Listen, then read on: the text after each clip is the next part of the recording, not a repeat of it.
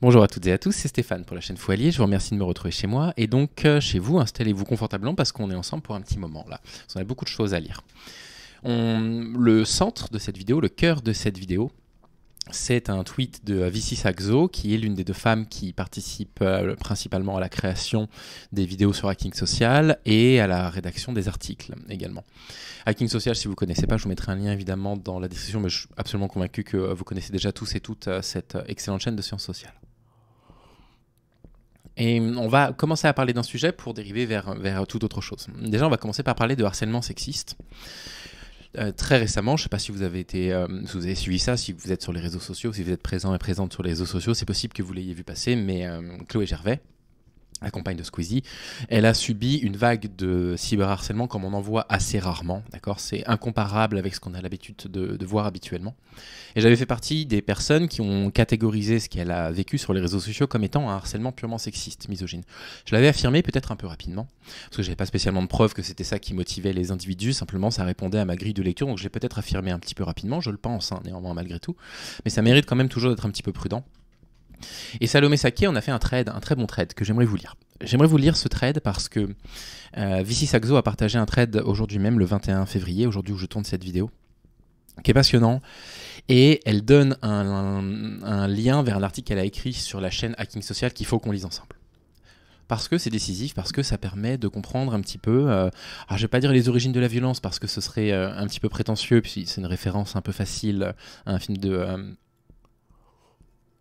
Cronenberg, mais bon, vous allez comprendre. Salomé Saké a donc partagé ce thread le 21 février. Le harcèlement de Chloé Gervais n'est pas une histoire d'influenceur, c'est le symbole du sexisme et de la violence que subissent les femmes sur Internet, et c'est à prendre au sérieux. J'avais réagi un petit peu, vous savez, au tweet qui m'avait vraiment agacé de l'irréductibilité, qui disait « Moi, je ne suis pas sexiste, je me moque aussi bien des hommes que des femmes sur Internet ». J'avais essayé de vous expliquer avec exemple à l'appui qu'en fait, on peut pas faire de parallèle entre une moquerie sur un mec versus une moquerie sur une femme sur les réseaux sociaux, surtout quand ça vient d'un gros compte comme celui de l'irréductibilité, parce que les réponses en fait à ces moqueries sont complètement asymétriques. Déjà, les hommes, moi j'ai l'impression, je n'ai absolument rien pour vous affirmer ça, c'est simplement une impression, que nous les hommes on subit quand même globalement moins de cyberharcèlement sur les réseaux sociaux que les femmes, et surtout, et ça par contre il n'y a aucun doute par rapport à ça, le harcèlement ne se manifeste pas sous la même forme. C'est-à-dire que nous les hommes on peut recevoir des insultes, des moqueries, éventuellement des menaces de mort, les femmes vous rajoutez ça, puis vous rajoutez les menaces de viol, vous rajoutez les attaques sur le physique qui sont systématiques. Et donc, à ce titre-là, je pense qu'il ne faut pas qu'on considère le cyberharcèlement de la même façon selon qu'il soit dirigé contre un homme ou contre une femme. Et Salomé Saké prend cette question du coup à cœur, et vous allez voir que son trade est très bon. Il y a quelques jours, la créatrice de contenu Chloé Gervais a dénoncé les commentaires sexistes qu'elle recevait sous ses vidéos, qui appelaient notamment à abréger ses propos, en taguant le compte Abrège Frère. Comme elle l'a fait remarquer, mettre ce type de commentaires en masse essentiellement sous les vidéos d'une femme, qui peine déjà à se faire une place sur ces plateformes, participe à la silenciation de celle-ci. Les femmes ont de la place sur les plateformes. Je sais que dans certains domaines, par exemple du jeu vidéo, de la politique, on les entend beaucoup moins, mais il y a des domaines sur lesquels elles ont quand même un petit peu plus de place. Ce qui est assez intéressant, c'est que l'origine du coup de la plainte de Chloé Gervais sur les réseaux sociaux, c'est le harcèlement sexiste qu'elle subit. Elle explique sur les réseaux recevoir du harcèlement sexiste. Vraiment avec des propos à caractère misogyne. Vous avez le compte, on ne va pas rentrer là-dedans parce que moi ce compte ne m'intéresse pas et je ne connais pas cette personne. Peut-être une très bonne personne au demeurant, j'en sais rien. C'est un compte qui s'appelle Abrège Frère qui vous montre le début d'une story sur TikTok. Je ne sais pas si on appelle ça une story, je ne suis pas sur TikTok moi-même. Et puis en fait qui interrompt la story très rapidement, qui la spoil. Et puis au-dessus il dit bah voilà je vous ai fait économiser je ne sais pas combien de temps. Par exemple s'il faisait ça avec ma vidéo, au moment où je fais ma présentation au départ, il dirait juste, il présente le thread de Salomé Saké, le thread de Vici Saxo et le thread qu'elle a rédigé pour la chaîne Hacking Social. Et puis je vous ai fait économiser le temps de visionnage de ma vidéo. Et donc voilà, en fait on s'est aperçu qu'il y avait à peu près les 3/4 de ces stories sur TikTok qui étaient orientées vers des contenus produits par les femmes, qui avaient toute une partie de sa communauté affiliés directement ou indirectement, qui du coup en profitaient pour aller ensuite moquer du coup les femmes dont il avait abrégé les stories, et elle se plaint de ça. Donc vous avez une femme sur les réseaux sociaux qui dit « je subis un harcèlement sexiste ». Et ça, c'est une question qui doit être prise au sérieux parce que le harcèlement, quelque chose qui a des conséquences sur la vie des individus, des conséquences sur leur santé physique, des conséquences sur leur santé morale. Et donc, quand quelqu'un décrit subir un harcèlement, nous, on n'est pas des enquêteurs. Je vous rappellerai toujours les propos d'Édouard Durand et d'Ernestine Renet. Dans Protéger la mère, c'est protéger l'enfant. La question n'est pas de savoir quand vous recevez un témoignage s'il faut démêler du vrai du faux. La question est simplement d'orienter votre empathie vers la personne qui décrit du coup avoir subi un acte potentiellement criminel ou en tout cas qui relèverait d'un délit, de recevoir le témoignage avec neutralité, avec bienveillance, et si vous êtes sommé de prendre un parti, comme il le dit, posez-vous toujours la question, est-ce que vous préférez prendre le parti d'un plaignant ou d'une plaignante ou d'un agresseur présumé? Donc voilà, je voulais juste rappeler ça encore une fois. Elle n'est pas la seule à avoir fait remarquer le détournement sexiste des contenus de Abrèche Frères, mais elle a une particularité, elle serait la copine du premier youtubeur de France, Squeezie. À partir de là a démarré une campagne de dénigrement d'une violence inouïe sous l'ensemble des réseaux. Je vais juste vous montrer ces 3 messages-là et on ne va pas en lire d'autres, d'accord? Parce qu'elle a réussi, elle a fait un sacré travail de recherche, la Salomé, elle a réussi à retrouver des commentaires qui sont extrêmement insultants. J'ai pas envie de m'exposer moi-même à ça, j'ai pas envie de vous exposer à ça non plus. Truc genre michto, voilà, c'est qui cette pétasse, elle est insupportable. Qu'est-ce qu'elle raconte cette pute? Non, parce que là c'est grave de trouver un mec misogyne juste parce qu'il fait un contenu plus divertissement et attractif que certaines personnes, filles et garçons. Il y aura d'autres commentaires qu'on ne lira pas, mais c'est du même genre. L'objet de l'indignation. Mais comment Squeezie peut-il être avec une femme qui assume éhontément ses opinions et dénonce le harcèlement dont elle fait l'objet, sachant que leur couple n'est pas officiel en plus de ça? De mémoire de journaliste, j'ai rarement pu observer un tel déchaînement de violence numérique sur une femme. Depuis plusieurs jours, elle subit un flot discontinu d'insultes, sa vie est traquée, certains ressortent de vieilles vidéos d'elle en boîte de nuit. Malgré cet acharnement, Chloé Gervais republie une vidéo où elle explique en détail en quoi la méthode d'Abrèche Frères peut être perçue comme sexiste. La vidéo ne l'insulte pas, ne l'agresse pas. Elle souligne que parfois, il n'abrège pas grand-chose, notamment en ce qui concerne des contenus de femmes.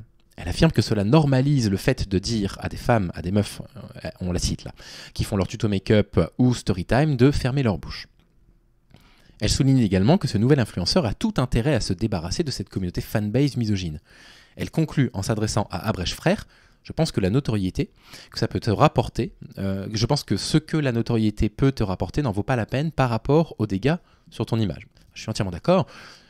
Minuscule parenthèse, une des raisons pour lesquelles j'ai autant tardé à partir du moment où j'ai compris que je me trompais sur la question de la transidentité à en parler publiquement, c'était cette peur de perdre mon public, qui est une peur en fait en réalité irrationnelle, mais je ne le savais pas à l'époque parce qu'effectivement j'ai perdu une partie de mon public transphobe, mais j'ai récupéré un public beaucoup plus progressiste qui est à mon image. Et aujourd'hui je suis assez fier des personnes, hommes et femmes de la communauté qui me suivent. Sur les réseaux, c'est la vidéo de trop. Le déferlement de haine, d'insultes et de dénigrement redouble d'intensité. En dénonçant le sexisme qu'elle subit et en caractérisant de misogyne un procédé qui silencie les femmes, elle va trop loin aux yeux des internautes. Alors que la polémique n'en finit pas, Squeezie finit par prendre publiquement la défense de Chloé Gervais, avouant à demi-mot et contre son gré qu'ils sont en couple. Et il répond mort de rire: mais ici il y a 5% de types drôles et le reste vous passez votre temps à harceler, à vous acharner, à être misogyne, à déformer des propos, à répandre de la merde, et vous croyez encore qu'on en a quelque chose à foutre de vous. Ne nous y trompons pas, cette affaire n'est pas une histoire d'influenceur. Elle n'est pas futile ou indigne d'attention. Elle est le révélateur d'un sexisme latent et profond dans notre société dont on peut tirer plusieurs leçons. Première leçon: une femme n'est jamais attaquée uniquement sur ses propos. C'est son physique, sa manière d'être, son intégrité que l'on remet en question. Au fond, ce qui est reproché à Chloé Gervais, au travers de la multitude de critiques, c'est son existence, tout simplement. Je suis entièrement d'accord, et on retrouve exactement les mêmes types de propos et d'essentialisation des propos de la personne à son physique, comme ça peut être, de réduction, pardon, comme ça peut être le cas de la chanteuse Mathilde, par exemple, qui subit un harcèlement grossophobe hallucinant. Et en fait, on reproche simplement à Mathilde d'être. On lui reproche d'être ce qu'elle est, quoi. C'est fou, hein. Deuxième leçon que Salomé Saké tire de tout cela. Essayer d'exprimer une opinion argumentée ne sert à rien lorsque l'on est dans le tourbillon du harcèlement sexiste. Chloé Gervais a beau tenir bon face aux critiques, s'expliquer en détail, elle n'a obtenu que plus de sexisme et de violence en retour. Perdante, quoi qu'elle fasse. Troisième leçon. La seule parole susceptible de la protéger un tant soit peu est celle d'un homme. Il a fallu que Squeezie intervienne pour légitimer sa parole, car seule sa défense ne suffisait pas. Je dresse un parallèle, quelque chose dont on avait parlé au début de la chaîne, quand on travaillait ensemble sur les discours des pick-up artistes, des coachs en séduction, des coachs en masculinité, en remasculinisation, des coachs incel, des coachs red pill, etc. Où on les voyait par exemple dans la rue, puis on avait commenté, je ne sais pas si vous vous souvenez, un passage où vous aviez, je ne sais plus de qui il s'agissait, donc je vais éviter de dire une bêtise. qui essayait de draguer une fille, enfin de draguer, c'était une forme de harcèlement sexiste parce qu'elle n'avait rien demandé, on sentait qu'elle était gênée, et à un moment donné, elle dit « mais j'ai un copain ». Et il dit « ah bah t'as un copain, d'accord ». Et je vous avais dit, mais vous vous rendez compte, c'est incroyable, c'est-à-dire qu'en fait, dans la tête de ces influenceurs-là, le nom d'une femme n'est pas une justification valable pour lui foutre la paix dans la rue. En revanche, l'argument de j'appartiens à un homme, vous voyez, j'ai un copain, est un argument valable. C'est fou. C'est-à-dire que la parole des femmes n'a pas de valeur si elle n'est pas appuyée par une notion d'appartenance à un homme. Et on retrouve exactement cette idée ici. Cette idée qu'en fait, il a fallu la parole d'un homme, Squeezie, pour que les gens prennent en considération, prennent en question la souffrance dans laquelle elle était à cause du harcèlement qu'elle subissait. Pourquoi cette affaire est importante ? Car le harcèlement en ligne ne reste pas en ligne. Si vous vous faites insulter dans la rue, cela peut avoir des répercussions physiques, comme de l'anxiété. Si on vous insulte par écrit, c'est la même chose. Si quelqu'un vous dit dans la vraie vie de vous taire, c'est violent. Si des milliers de personnes vous disent de vous taire, c'est encore plus violent. Les paroles en ligne ont un réel impact. Les personnes qui les reçoivent sont réelles. Les émotions que cela provoque sont réelles. C'est pas du tout pour ramener ça à moi, mais depuis ce qui m'arrive avec Psyothélique, vous le savez, les manifestations physiques du harcèlement que j'ai pu subir, en plus de tout ce qui m'est arrivé dans la vie réelle à cause de lui, c'est la perte de l'appétit, j'ai perdu du poids beaucoup, les troubles du sommeil, j'ai toujours pas retrouvé mon sommeil, et surtout de l'anxiété. J'ai une anxiété permanente qui peut donner parfois lieu à des crises d'anxiété, ça a des manifestations physiques en fait. Ça n'est pas qu'en ligne. Il se trouve qu'en l'occurrence, mon harcèlement n'était malheureusement pas qu'en ligne, parce qu'il s'est passé des choses dans ma vie de tous les jours, dont on parlera pendant le procès. Mais bon, même si c'était resté sur Internet, ça a eu des répercussions sur moi quand même assez fortes. Le harcèlement en ligne a déjà poussé des personnes au suicide. On pense à Mavachou, par exemple. En ça, l'acharnement que subit Chloé Gervais est inacceptable et dangereux. En ce qui concerne son analyse qui fait tant débat, il ne s'agit pas ici de prêter des intentions à Abrèche frère, mais de dresser un constat. Oui, ce procédé a pour conséquence que des milliers de créatrices de contenu soient sommées de se taire, voire qu'elles soient menacées de mort et insultées. Elles ont été nombreuses à le dénoncer. Et cela n'existe pas dans cette ampleur pour les créateurs. Et là, je suis assez d'accord avec ça. C'est-à-dire que les femmes ne sont pas traitées de la même manière que les hommes. Et ça, c'est le ciment du sexisme et de la misogynie. C'est ce que Chloé Gervais entendait dénoncer. En réponse, elle aura subi un raz-de-marée sexiste, démontrant au fond à quel point cette statistique de l'ONU est réelle. Une femme a 27 fois plus de probabilité d'être harcelée en ligne qu'un homme. Vous vous souvenez, on avait déjà commenté cet article-là. Je le reprécise si ce n'est pas clair. Il n'est pas question de dire ici que Abrèche frère est sexiste, mais que ses contenus ont pour répercussion un harcèlement violent et misogyne de femmes. Cela n'est probablement absolument pas son intention et on ne lui prête pas ici des intentions. Des créatrices sont nombreuses à dénoncer un harcèlement, il est juste indispensable de les entendre et d'essayer de trouver des solutions collectives pour que cela n'arrive plus. Vous vous en êtes aperçu, sur la chaîne, je ne fais quasiment plus de react. Pourquoi ? Non pas parce que l'exercice n'est pas intéressant. L'exercice est très intéressant, au contraire. Hein. On prend un discours en général dominant, qui est un discours que moi j'estime être un discours, on va dire, indélicat, à minima, violent éventuellement, voire parfois illégal, et on essaie d'expliquer par la pédagogie en quoi ce discours nous dérange, en espérant que non pas le créateur de contenu change d'avis, mais que les personnes qui suivent le créateur de contenu aient accès à un contre-discours pour éventuellement pouvoir peut-être changer d'avis ou en tout cas s'orienter. C'est peut-être une vision très naïve du travail que l'on fait sur les réseaux sociaux, mais c'est une raison à laquelle je crois. Et j'avais fait ce travail-là avec Mr. Fred. Mr. Fred, j'avais sorti 3 vidéos sur ses propos où il expliquait que, oh mon Dieu, il y a des trans sur Netflix. Dans une autre vidéo, il expliquait que Sophie Binet était sexiste parce qu'elle avait dénoncé les accoutrements imposés aux ramasseuses de balles, excusez-moi, à Roland Garros. Et j'ai découvert, parce qu'il en a fait une vidéo, que mes vidéos avaient pour conséquence de lui faire du mal. Vraiment du mal, parce qu'il y avait des personnes qui s'étaient moquées. Je les ai retirées. Je les ai retirés, je ne ferai plus de vidéos à son sujet. Parce qu'en fait, il faut qu'on soit attentif à ça. Quand il y a une vidéo de critique qui sort par exemple sur moi sur Internet, la plupart des vidéos de critique qui sortent sur moi, là en ce moment il y en a énormément, ne me font absolument ni chaud ni froid. Parce que j'entends bien qu'en fait, ce sont mes propos qui sont critiqués. Mais s'il y a des vidéos qui entraînent un harcèlement, même si elles sont bonnes de base, je préviens le créateur de contenu. Et je vais vous donner un exemple. Zioclo, par exemple, fait partie des personnes qui retirent les contenus quand ils me font du mal. Donc j'aurais beau être en désaccord profond politiquement avec certaines prises de ses positions, le fait est que c'est ce type de personne. Et c'est ça qu'on doit aussi incarner sur Internet. D'accord ? C'est important qu'on puisse incarner ces choses-là sur Internet. Ça, c'était le thread de Salomé Saké. Et ça a inspiré donc Vici Saxo pour écrire un thread elle-même qu'elle a partagé du coup, je crois, ce matin ou hier. Elle l'a partagé ce matin, donc le 21 février. Et elle écrit la chose suivante, vous allez voir, c'est très intéressant, ça prolonge la pensée de Salomé Saké. Et ensuite, on ira vers l'article qu'elle a rédigé sur le site Hacking Social, que voici, qui est un article qu'elle a partagé il y a, je l'ai lu tout à l'heure, il y a 3 mois, je crois, en décembre, il me semble, 2023. Elle cite donc le thread de Salomé Saké. Sur ces harcèlements sexistes de masse, mon avis a pas mal évolué dans le temps. Avant, je pensais que les gens harcelaient sur le net, pour certains, par inconscience des répercussions dramatiques sur les cibles, par inconscience du fait qu'ils agissaient en meute. Bref, ils ne se rendaient pas compte des effets réels de leurs actions sur le net, parce qu'Internet était cru comme un monde non réel. Je suis entièrement d'accord avec ça. Moi, j'ai longtemps cru également à ça. Je me suis dit, les gens pensent que ça n'est qu'une critique virtuelle, et que comme ça n'est qu'une critique virtuelle, ça n'a pas d'impact dans le monde réel. Internet fait partie de notre univers aujourd'hui.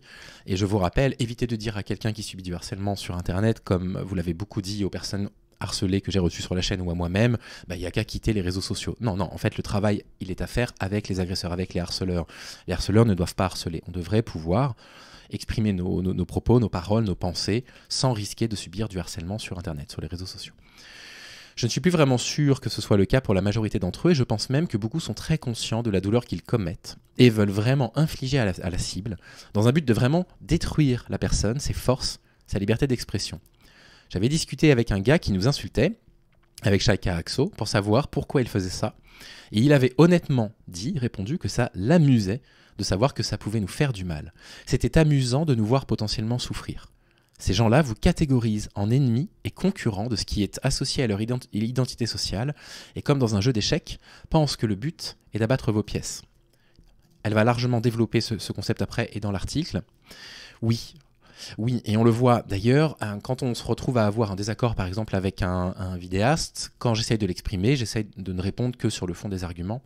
Malheureusement, en retour, vous le voyez bien, souvent nos positions sont caricaturées et d'un seul coup, je vais vous donner un exemple assez simple. Actuellement, j'ai une critique de la façon dont l'apostasie de la religion musulmane sur Internet est récupérée par l'extrême droite. Et au lieu de répondre sur le fond de ça, il m'accuse de soutenir les islamistes. Vous voyez ce que je veux dire pour les personnes qui me connaissent, qui connaissent ma vie privée. Vous riez évidemment de ce genre d'affirmation.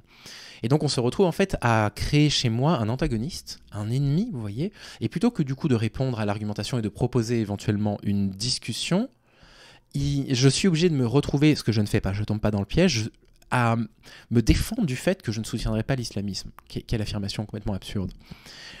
Ils créent un antagonisme en fait, comme si on était un ennemi à leurs yeux, et la métaphore qu'elle utilise de la partie d'échecs est très bonne, en se disant on va faire taire cette voix pour occuper un petit peu plus de terrain, et vous allez comprendre les mécanismes sociaux qu'il peut y avoir derrière, parce qu'elle ne dit pas ça par hasard. S'ils voient les autres membres de leur groupe social, ici les mecs par exemple, faire de même ou redoubler d'intelligence dans les insultes et autres perversités, ils en gagnent une sorte d'estime de soi collective. On est trop fort, haha. Ils sont contents de gagner du territoire, de prendre de la place sur le net, de gagner en attention et en crédit par les autres membres de leur identité sociale, y compris si c'est un article pour dénoncer leurs pratiques. Il y a du narcissisme collectif aussi là-dedans. Ainsi, plus ils ont de gens qui s'offusquent de leurs pratiques, plus ils interprètent ça comme un signe de victoire, car de l'importance leur est accréditée. Et puis on a, vous savez, cet argument, je ne connais pas du tout les sophismes, j'ai pas du tout étudié ni les outils de l'esprit critique, j'ai pas fait d'études en sociologie, mais vous savez, vous avez aussi cet argument qu'on retrouve souvent, qui est probablement un sophisme, et vous pourrez m'aider en commentaire, de si j'ai produit de la réaction négative, c'est que j'ai raison. Un peu une sorte d'argument irréfutable, vous voyez, parce que du coup, si les gens leur disent on est d'accord avec vous, c'est la preuve qu'ils ont raison, et si les gens leur disent on n'est pas d'accord avec vous, c'est également la preuve qu'ils ont raison, puisque voilà, on a dérangé les gens à qui on s'est adressé. Donc je reprends la phrase, il y a du narcissisme collectif là-dedans. Je parle d'identité sociale qui peut aussi être fondée ou récupérée par un lien à des groupes politiques aimant à être sexistes. Donc cette politisation à l'extrême droite rajoute encore de la validation à harceler des cibles selon leur genre ou autres préjugés, parce que le but est de supérioriser leur groupe en écrasant l'autre, en faisant parler de leur puissance de frappe, en dominant par la peur, en volant l'espace d'attention sur eux. Donc je pense que peut-être il y a encore des gens qui, bourrés ou en colère à cause de leur vie frustrée, vont dire n'importe quoi sur le net sans se rendre compte qu'ils participent là à un harcèlement massif, voire dans certains cas à une opération politique visant à détruire un adversaire.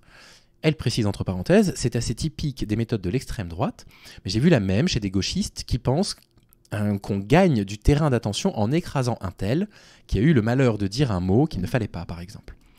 Ceci dit, je pense que ces harceleurs visent très explicitement la destruction de l'autre, voire même son suicide dans le pire des cas. Si vous voulez explorer pourquoi ils sont si motivés à ces horreurs, il y a une théorie intéressante sur l'autodétermination à faire du mal dont j'ai parlé ici, on va lire l'article dans un instant. Le truc maintenant, c'est qu'est-ce qu'on peut faire face à ça ? Déjà, pas opter pour ce genre d'identité sociale médiocre et limitée qui ne crée rien et qui ne fait que haïr tout le monde. Purée, il y a tellement mieux à faire dans l'existence. Ces gens qui font du harcèlement une force sont vraiment à côté de la plaque, puisqu'ils n'œuvrent que lorsque l'autre avance. Ils n'avancent pas d'eux-mêmes vers des territoires ou des actions, ils sont totalement déterminés par leur groupe et non leur rapport enrichi à l'existence. C'est assez pathétique. Bon, j'ai mis toutes les solutions qui me venaient. Mais le problème, c'est qu'il n'y a aucune volonté politique de mettre en place, par exemple, des justices transformatrices, des process de responsabilisation, et même la justice classique semble peiner à faire quelque chose de signifiant dans ces affaires. En attendant, alors, pour que vous sachiez, il existe maintenant des structures dans les tribunaux qui gèrent spécialement ce genre d'infraction. Le harcèlement en ligne, il y a beaucoup plus de condamnations que ce qu'on imagine, et c'est pris de plus en plus au sérieux, heureusement. Néanmoins, les efforts sont encore un peu insuffisant, là je suis assez d'accord. En attendant, ne jouons pas à ce jeu de merde en étant gratuitement infects avec les autres, parce que pragmatiquement, il y a mieux à faire dans nos courtes existences. Et si on a le temps et les idées, autant pratiquer un jeu qu'ils ne comprennent pas, genre du hack subtil, mais j'en ai parlé dans AM6, lien au-dessus, qui peut vraiment changer leurs croyances. Pensons stratégie créative. Et apportons notre protection, notre soutien, notre love bombing aux cibles, ne serait-ce que pour que ça prenne plus de place sur le net. Envoyer un soutien, ça peut paraître ridicule, mais sur un espace réduit de commentaires, s'il y a plus de messages de soutien que de haine, c'est déjà moins démoralisant pour la cible, mais aussi pour les spectateurs. On peut être créatif dans cette compétition et recentrer sur le sujet ou commenter avec carrément d'autres trucs. On peut aussi occuper les harceleurs, je pense, si on a l'énergie ou qu'on a besoin de comprendre leur motivation, leur but, et pourquoi ils s'attellent à gâcher l'existence en faisant ça plutôt qu'autre chose. C'est peut-être même intéressant, je rejoins tellement ces propos, si vous saviez, comme les messages de soutien que j'ai pu recevoir dans les périodes les plus difficiles comptent, même si je n'avais pas le courage d'y répondre. On ne va pas faire la lecture complète des 2 articles qu'elle cite dans son thread, mais je vais vous en lire le début pour vous donner l'envie d'aller ensuite les lire sur le site Hacking Social. Le premier article, AM1, pourquoi être motivé à faire du mal à autrui ? C'est un article qui est divisé en 3 parties. La première partie qui s'appelle « Il y a des visions du monde qui répondent directement à cette question », par exemple parce que l'homme est mauvais, parce que l'homme est égoïste et idiot, la vie c'est la loi de la jungle, ou enfin, c'est parce qu'il faut se venger, arrêter le mal, œil pour œil, dent pour dent. Et puis 2 petites réflexions supplémentaires. La deuxième partie s'appelle « Le mal, ça n'est pas un terme binaire, dogmatique, imprécis qui ne veut rien dire ». Et enfin, 3e partie, pourquoi c'est important de savoir s'il y a une motivation à faire du mal. Donc je ne vais évidemment pas vous lire la 3e partie, qui est la partie qui répond du coup à cette question-là, mais on va lire le début de l'article. Et ensuite on ira lire exactement pareil. Alors du coup je n'ai pas pris le temps d'en faire la lecture auparavant, mais je pense qu'on va en lire aussi le début. Pourquoi les gens dépensent leur temps et leur énergie pour insulter, harceler, mépriser, agresser ?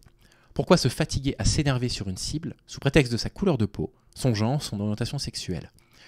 Quelle est la motivation qui pousse certains à se satisfaire d'écraser une personne, même quand elle ne leur a rien fait ? Pourquoi à la place, ils n'utilisent pas plutôt cette énergie pour profiter de l'existence, apprendre des choses ou s'amuser avec les autres ? Pourquoi pour certains, c'est le fait d'insulter, d'écraser, qui amuse et qui donne un sens à l'existence ? Aujourd'hui, on va tenter de trouver des réponses à ces questions en s'appuyant sur une théorie récente, la Minso, Amiot, qui mixe la théorie de l'autodétermination et celle de la théorie des identités sociales, mais qui s'appuie aussi sur les recherches liées à la domination sociale, et elle cite Prato et Sidanius, ainsi que sur la théorie de justification de système, et là elle cite Jost. Ce ne seront pas des réponses exhaustives, car on pourrait prendre quantité d'autres perspectives et champs pour y répondre. Je précise que face à ces thèmes, la déontologie propre aux sciences humaines, et tout particulièrement celle des psychologues, est très prégnante. Les chercheuses et chercheuses anglent leurs études et expériences, vers le fait de trouver des facteurs qui puissent aider à comprendre, puis diminuer ces motivations à la violence, car elles causent un très grand nombre de victimes, tout particulièrement dans les contextes de guerre et de génocide. Autrement dit, si vous recherchez une validation à la motivation de la violence, que vous considérez cela comme étant à valoriser, à augmenter dans la société, vous risquez d'être déçu. Et on va lire le début de la première partie. Donc, mais il y a des visions du monde qui répondent directement à cette question pour d'interrogation. Sans même éplucher les études à ce sujet, il est possible que votre vision du monde réponde instantanément à cette question et que vous ne le voyiez pas l'intérêt de ces recherches. Une phrase qu'on peut entendre un petit peu ci et là, c'est parce que l'homme est mauvais. Si vous croyez que l'homme est mauvais, que c'est sa nature de l'être, alors il est peut-être évident pour vous qu'il sera toujours motivé à commettre des horreurs tant qu'on ne l'empêche pas en le contrôlant de diverses manières par des lois, des punitions ou par la mise en place d'autorités qu'il canalise. Cette vision du monde amène à mettre la priorité sur sa sécurité et l'empêchement des libertés. Les autres étant globalement dangereux, il faut donc obéir aux autorités fortes qui promettent de canaliser ce mal, faire tout ce qui assure une sécurité dès qu'une menace est perçue. Dans cette vision, l'autodétermination, et elle précise le pouvoir de se déterminer soi-même à l'inverse d'être déterminé par autrui, est une menace, car elle est le risque de mettre à jour cette nature mauvaise. Deuxième argument entendu. C'est parce que l'homme, à entendre comme l'être humain, est égoïste et idiot. La vie, c'est la loi de la jungle. Et elle répond à ça. Dans cette vision du monde, l'homme, l'être humain, serait principalement motivé par son égoïsme. En conséquence, si cela lui permet de mieux vivre ou d'avoir plus de ressources que les autres, il ne va pas hésiter à faire du mal à autrui, et il aurait bien raison, car c'est la loi de la jungle qui règne. Cette sorte de loi du plus fort qu'on a beaucoup critiquée chez les gens comme Julien Rochdy, vous savez, qui mésinterprètent volontairement ou non, je ne sais pas, hein, les propos de Nietzsche, pour faire du coup de la puissance et de l'écrasement des autres une sorte de valeur, ce que Nietzsche ne dit absolument pas. Le plus fort gagne, et les victimes n'ont qu'à s'en prendre à elles-mêmes. Elles n'avaient qu'à être plus intelligentes, égoïstes, machiavéliques, fortes, etc. Le but de la vie dans cette vision est donc de dominer les autres. L'empathie envers quiconque est perçue comme extrêmement bête, voire un handicap, à moins que cela ne soit mené comme une stratégie de manipulation permettant d'obtenir plus. Ainsi, l'empathie, ou la personne socialement gentille, est perçue tour à tour comme idiote ou menaçante, car elle opère peut-être une manipulation. Et on retrouve beaucoup ces discours, vous savez, chez les coachs Red Pill, Incel, qui disent aux hommes, si vous voulez pouvoir séduire, il faut arrêter d'être gentil avec les femmes, parce que si vous allez être gentil avec les femmes, vous allez rentrer dans ce qu'ils appellent la friend zone. Et nous, on n'arrête pas de travailler sur ces discours-là, hein, en expliquant à quel point, si vous commencez à rentrer dans cette voie, vous allez vous engoncer dans une sorte de prophétie autoréalisatrice, parce que les femmes vont vous percevoir comme des hommes potentiellement menaçants, potentiellement violents, potentiellement dangereux, vont vous exclure de leur dating pool. Vous allez avoir de plus en plus de difficultés à vous retrouver célibataire et vous allez de nouveau encore plus du coup valider ces discours-là. Il ne faut pas que je sois gentil parce que quand je suis gentil, du coup les femmes ne veulent pas de moi. On parle du coup des glissements dangereux de ces discours-là. Selon cette vision, l'autodétermination est perçue comme une indépendance où la personne n'aurait plus besoin des autres, n'aurait pas besoin d'être prosociale, étant fondamentalement un égoïsme. Et elle nous cite un troisième exemple de choses qu'on peut entendre, d'argument, c'est parce qu'il faut se venger, arrêter le mal, œil pour œil, dent pour dent. Et elle répond à ça, on pourrait aussi répondre que l'homme fait du mal à autrui parce que cet autre l'a mérité. C'est un juste retour de bâton. On pense que pour rétablir la justice, l'autre doit souffrir à la hauteur de ce qu'il nous a fait souffrir. Je ne sais pas encore si j'ai le droit de vous en parler. Je suis en train de discuter avec une amie juge pour savoir si je peux vous raconter. J'ai assisté récemment, alors je n'accompagnais pas de victime cette fois-ci, j'ai juste assisté à un procès. J'ai pris une demi-journée pour aller au tribunal de Paris, à Porte de Clichy. Oui, c'est ça. Pour assister à un procès qui m'intéressait. J'y suis avec ma meilleure amie. Donc je ne sais pas exactement si j'ai le droit de vous en parler dans les détails. Dès que j'aurai la réponse, je pense que je ferai une vidéo là-dessus parce que c'est quelque chose d'assez déroutant, en fait, ce qui s'y est déroulé. C'est le procès des 2 poseurs de bombes du groupe AZF, pas l'usine à Toulouse. Ce sont des poseurs de bombes en 2004, je crois, qui avaient posé des bombes le long de chemin de fer de la SNCF en vue de récupérer des rançons de l'État français, $1 million et 4 millions d'euros, pour pouvoir financer un moteur à vapeur, puisque l'homme qui est derrière tout ça était absolument convaincu d'avoir trouvé un brevet génial pour pouvoir sauver l'humanité. Et il y a justement à l'intérieur de ces déclarations-là exactement, mais vraiment exactement ce que Vici Saxo est en train de vous décrire. Exactement cette justification. Et je ne sais pas très bien si je peux vous raconter l'histoire qui, en plus de ça, a un rapport direct avec la violence masculine, donc est très en rapport. Donc voilà, peut-être qu'il faut que j'attende que le verdict soit rendu et que tout soit officiellement public. Mais l'audience était publique, donc dès que j'aurai la réponse, je vous en parlerai. Et vous verrez que ça illustre exactement ce qu'elle est en train d'écrire là. Donc on serait motivé à faire du mal à autrui parce que ce serait le seul moyen efficace d'arrêter ses méfaits, ses destructions, son sapage, bref, le mal qu'il commet. Mort, le moustique ne nous piquera plus. C'est la même logique appliquée parfois entre humains. Toutes les guerres, crimes de guerre et génocide, seraient justifiés par le besoin de justice à un moment ou un autre.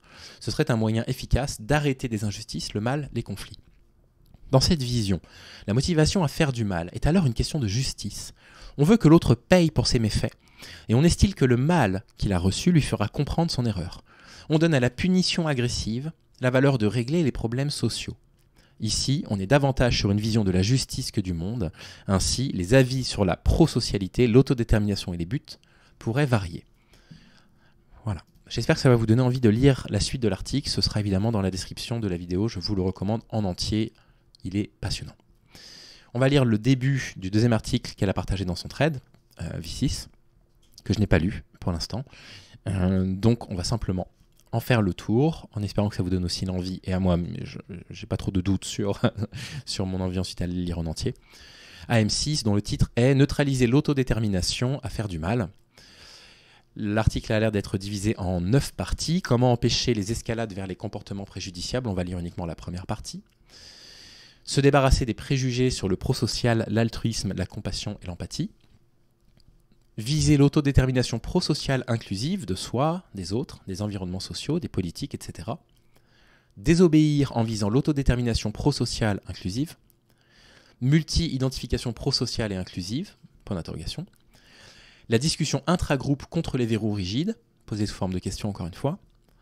Prise de perspective, compétences socio-émotionnelles, gestion du stress, apprentissage de la compassion, un travail pour les autoritaires. Nouveau point d'interrogation, bien sûr, allez voir le travail sur la chaîne YouTube Hacking Social sur les autoritaires, travail extraordinaire.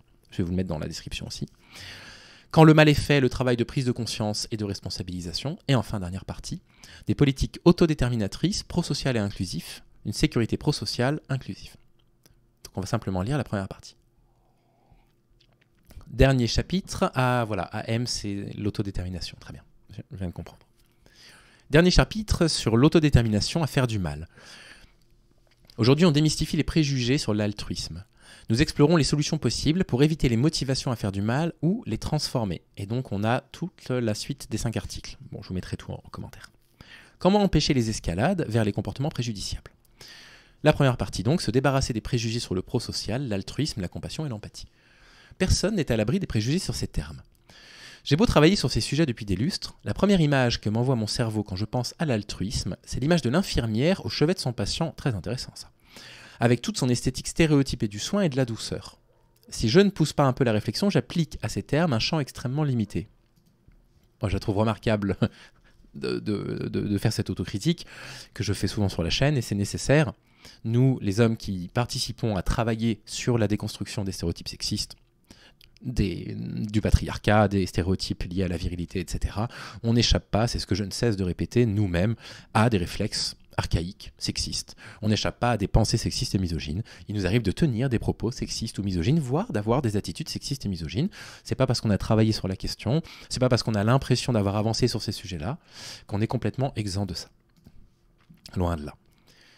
La vérité, c'est que l'empathie et du prosocial, on en trouve dans les conceptions, les fins, les comportements les plus éloignés de cette représentation, et ce n'est pas forcément un acte de soi en premier degré ou directement visible. Par exemple, cette vidéo et son contenu sont pourtant d'une empathie et d'une prosocialité incroyable. Donc là, c'est le partage d'une vidéo, donc un finding. Mince, comment s'appelle celui qui fait les findings? C'est vrai qu'il a l'air très empathique. Feldup, voilà, de Feldup, numéro 98. My House What, c'est une vidéo que j'ai vue d'ailleurs sur un mode dans Doom.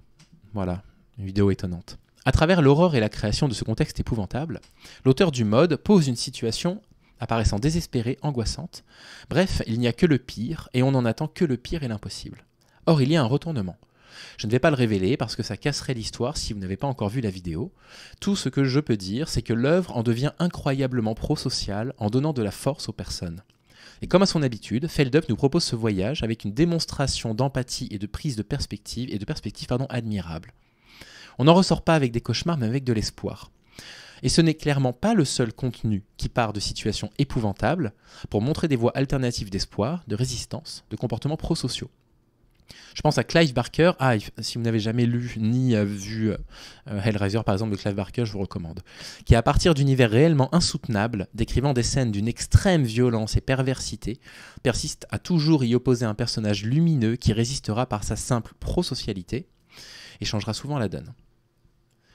L'esthétique du soin et de la gentille infirmière n'est absolument pas présente. Ici, c'est l'horreur. Et pourtant, ce sont des œuvres qui sont des démonstrations de comment on écrit et conçoit des histoires aux fins prosociales, comment on lutte contre l'enfer, comment on génère de l'espoir. Pour moi, c'est un acte altruiste que de mener ces œuvres ainsi. Bref, l'altruisme pourrait se nicher dans toutes ces esthétiques, comme une fin, des structures et mécaniques cachées. Il y a des comportements bourrins, indifférents, bizarres, qui n'ont absolument pas le look et le style qu'on attribuerait à l'altruisme, et qui sont pourtant factuellement plus prosociaux qu'un discours ou une personne travaillant à se maquiller d'une esthétique altruiste. Donc il y a à mettre à la cave tous ces préjugés. Le premier, être prosocial, n'est pas réservé au féminin. Les femmes n'ont pas une nature qui les porte à porter plus soin à l'autrui, pas plus que les hommes auraient un handicap insurmontable à cela. C'est une capacité à se mettre à la place de l'autre, comprendre ce qui se passe et chercher à remédier à sa souffrance ou participer à son bonheur par les moyens et actions qu'on peut faire. Je vous recommande un ouvrage que je vous ai déjà recommandé 2-3 fois, qui me vient en tête en lisant ces mots-là. Le capitalisme patriarcal de Silvia Federici, qui explique comment la société a créé et façonné le rôle de la femme au foyer. Ça va complètement dans le sens de ce qu'elle affirme là. Deuxième préjugé, l'altruisme, la compassion ou la prosocialité ne sont pas que des notions religieuses ou nécessitant d'être croyant. Certes, c'est un commandement ou une attente qui est transmise par de nombreuses religions, mais dans les faits, on voit bien que cela ne suffit pas à transformer les personnes à l'être factuellement. Les guerres, les tueries et massacres au nom de la religion nous montrent bien que cette compassion et altruisme peuvent être compartimentés à l'endogroupe, qu'importe le groupe universel de départ. Tout contenu intellectuel et ou spirituel à ce sujet ne suffit pas à générer l'action altruiste elle-même, il y a généralement à se rappeler que c'est avant tout une chose qui ne peut être faite que dans l'acte lui-même. Un discours altruiste ne demande pas aux autres d'être altruistes. Il apaise directement les souffrances, donne directement de l'espoir ou de l'énergie, il reconnecte au monde, à tout le monde. En cela, l'altruisme n'est pas un discours d'influence, une esthétique, un ton ou un style. C'est quelque chose qui se mesure dans les actes et à travers les actes. Et il ne s'agit pas uniquement de sauver une vie de la noyade, de panser une blessure, etc. Une œuvre peut faire se sentir mieux les personnes. Un échange peut rebooster. L'ambiance d'un lieu peut nous restaurer. Une discussion franche et difficile peut percer un abcès qui s'infectait. Une personne peut avoir été extrêmement prosociale dans ses actes sans avoir sauvé littéralement une vie en nous faisant vibrer par sa musique, par sa passion, par sa sympathie, par sa compétence, par ses rires, etc. Restaurer les besoins des autres passe aussi par des petites choses très simples. Il suffit de faire la liste de ce qui nous a apporté, Il suffit de faire la liste de ce qui nous a apporté du bien-être dans une journée pour voir qu'il y a des quantités d'actes prosociaux qui nous ont été importants et qui n'ont pas eu besoin d'être héroïques. Je suis désolé de ramener encore Virginia Woolf sur le tapis. On s'arrêtera pour la lecture de l'article. Lisez Virginia Woolf. C'est mon écrivaine préférée. Virginia Woolf a cette qualité indescriptible de faire ressortir de la beauté des éléments du quotidien. Elle est capable, Virginia Woolf, d'écrire pendant 25 pages la description d'une mère au foyer qui est en train de mettre la table et de ne décrire que la façon dont elle a de mettre la table et de vous émouvoir aux larmes. Parce que derrière chaque geste, il y a des perceptions, des sensations qui vont lui rappeler certaines choses, parce qu'en fait, elle est complètement, pleinement à l'instant de ce qu'elle est en train de faire, et elle arrive à retirer de la beauté du quotidien. C'est une écrivaine qui, moi, me guérit. Et je peux vous recommander un autre film qui m'a fait du bien là récemment, qui s'appelle Unruhe, qui malheureusement est un film qui est passé complètement sous les radars en France, un film suisse, qui raconte l'histoire, en plus de ça, on est un peu à domicile là, de la naissance des mouvements anarchistes en Suisse au début du siècle, dans une horlogerie dans laquelle des femmes travaillent. C'est magnifique. Bon. Lisez la fin de l'article par vous-même. C'est évidemment ce que je vais faire à la fin de cet épisode. J'espère vous avoir donné suffisamment l'envie d'aller lire un petit peu ces articles. Je pense que je vais lire les 6 articles du coup sur l'autodétermination. Je vous mettrai tous les liens dans la description. L'article qu'on vient de lire là, V6, elle a été capable de le traduire dans les faits, je trouve.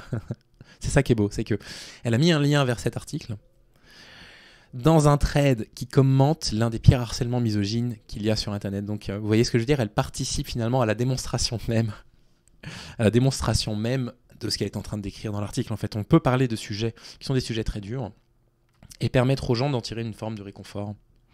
Je ne sais pas ce qu'elle entend par être prosocial, je n'ai absolument pas ce vocabulaire, je suis très ignorant en sciences humaines en général. Je commence à beaucoup lire, mais vous savez que mes lectures se contentent beaucoup aux gender studies depuis à peu près 1 an, et bien sûr au féminisme principalement. Donc si vous voulez, je n'ai pas encore les moyens de comprendre parfaitement tout ce qu'il peut y avoir derrière ces termes-là. Mais bon voilà, je vous mets tout ça en description. J'espère vraiment que cette vidéo vous aura donné matière à réfléchir et à vous poser la question en fait de comment on se comporte collectivement sur les réseaux sociaux. C'est un sujet que j'aborde quand même assez fréquemment. Il faut qu'on continue à se poser la question et à montrer l'exemple. On a le droit de critiquer des discours. Et on doit pouvoir le faire toujours avec je sais pas, peut-être pas une visée artistique, le mot il est peut-être un petit peu galvaudé, mais de toute façon toujours avec de la bienveillance et toujours avec une perspective qui ne laisse pas place de doute à nos intentions. Voilà, c'est ça que je voulais vous dire en vous lisant le thread de Salomé Saké, le thread de Vici Saxo et du coup le début des 2 premiers articles qu'elle a écrits sur le site Hacking Social. Prenez soin de vous, je vous remercie sincèrement de continuer à me suivre. Depuis tout ce temps, on commence à faire un petit bout de chemin ensemble. Je vous souhaite de prendre soin de vous et je vous dis à très vite. Salut.